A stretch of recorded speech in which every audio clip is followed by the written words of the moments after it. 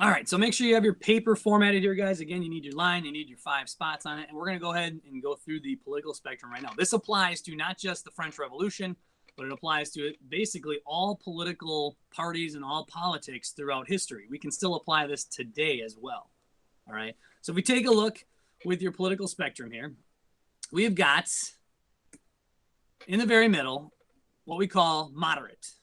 All right, so in the very middle, you've got moderate. I want you to write down the definition of what moderate means.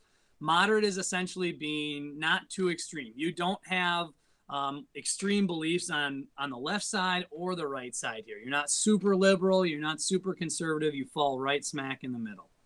This is having reasonable limits. All right, now if we talk about like our political system today, most politicians fall somewhere in these first couple of spots here, the left, the moderate, or the right here, not on the outside extremes. Okay, they typically fall in that middle, because if you're not in the middle, you're not really electable mostly. Okay, so if we go from the middle and we slide over to the left, people that are left of moderate are considered to be liberal. And when we talk about liberal, here's our definition. Liberals typically are people who favor some kind of progressive reform. They would like to see some change for the better. And typically we're talking like societal change, right? Like we want to see some societal, some political, some economic change for the better. Okay, and we're not just talking about for the betterment of a person, for the betterment of people or society in general. If we slide right of moderate, that is considered to be conservative. And when we talk about conservatives are typically people who are a little bit more cautious and they make more moderate choices and decisions. All right. They might not have a problem with change, but they want the change to be slow and gradual over time. They may not want change in some cases. All right. And so that's kind of what it gets to. Now, again, if we look at our political system today in America, this is essentially where pretty much everyone falls: liberal, moderate, or conservative. Again, those people on the extremes are rare. All right, that's not as common. But when we look at this, we can look at, if we were to put our political parties on this, our Democratic Party typically falls to the left of moderate, and our Republican Party typically falls to the right of moderate.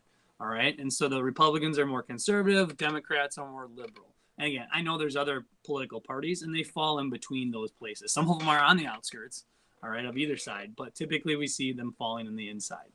All right. We're going to take a look at our extremes now. All right. If we go to the far left, the far out left wing extremists, they are called radicals. And people who are radicals favor drastic political, economic, and social change. These are people who have extremely strong convictions, who are willing to do whatever it takes to get drastic change now. And that also includes going to war or killing to get those changes. Okay, most people don't fall over here on either of the extremes. Okay, they fall in between that liberal, moderate, conservative range. People, again, on the outskirts are willing to do something drastic like kill, or do something like go to war to get those changes now. Okay. If we look at the far right wing here, we have people that are called reactionary. And those reactionary people are, again, extremely conservative. These are people who are basically against any political or social changes. Quite frankly, if there's going to be a change, people who are reactionary actually want to see things go back to what you would call the good old days. All right. So leave behind the changes that we've seen in society over the last 20, 30 years and go back to what things were like prior to that. All right. And so, again, not many people out on these outskirts here, the left-wing extremists or right-wing extremists, but they do exist. And historically, there are political parties that fall in those places. And that's what we're going to do right now, is we are going to look at the French Revolution and 3 parties that came up during this time frame after the initial phase of the revolution, when we ended up with a French Republic.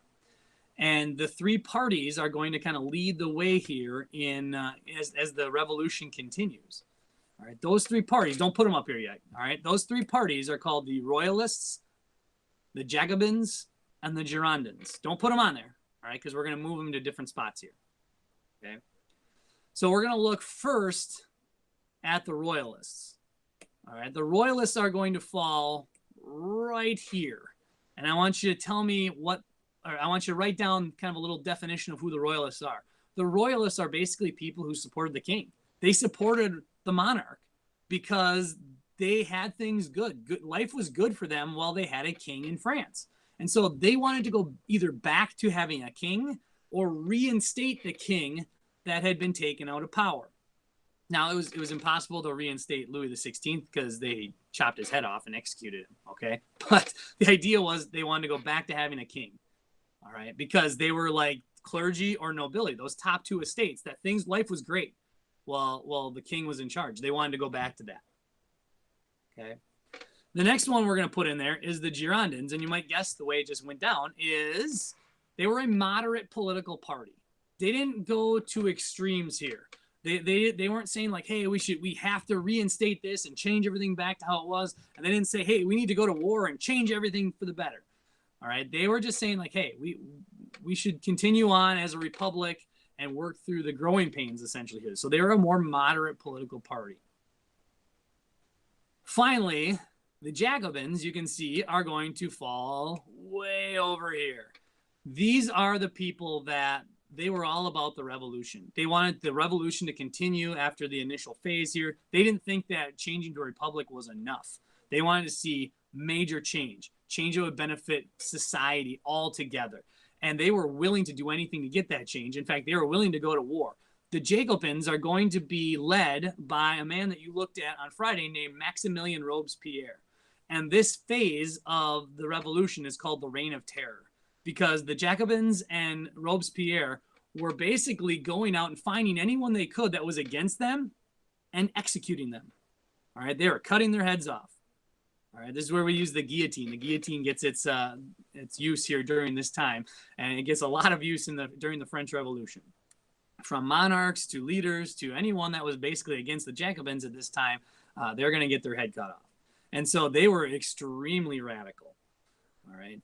And so again, that's where they would fall here is that far left wing of the political spectrum. Very last thing you need to do, guys, is this right here. Bam, put political spectrum at the top of your page, and that is it. I will tell you this right now, guys. This is going to be on the test. You need to know these three political parties, okay, especially the Jacobins. They're really important. That whole reign of terror with Maximilien Robespierre. By the way, Maximilien Robespierre eventually gets his head cut off too, because his movement goes a little bit too extreme for some people, and so they fight back against him. You need to know those three parties. You need to know all five of those different types of ideas here on our political spectrum. There will be a set of questions on your test that essentially says this group of people favor progressive reform, and you'll need to tell me that is liberal, or this group of people is cautious and makes moderate decisions. They are conservative.